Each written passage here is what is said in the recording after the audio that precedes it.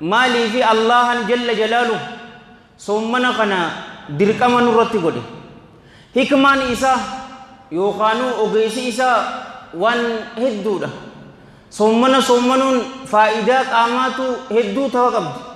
nama sukkar bashitaa qabu kaalestoroo nama qabu amman tana yoo sommane ni irrisaaf obboleeyyan kiyya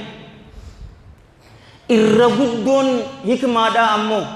yaa ayyuhalladhiina aamanuu kutiba alaykumus siyaamu kamaa kutiba alal ladhiina min qablikum la'allakum tattaquun yaa isaanowwan allahatti amantan sommanni isinirratti dirqama godhamee jira akkuma orma dabare irratti dirqama godhametti sa'a 13 fi cina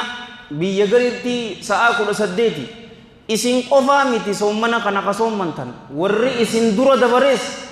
isaanillee sommananii jiran maaliif jennaan la'allakum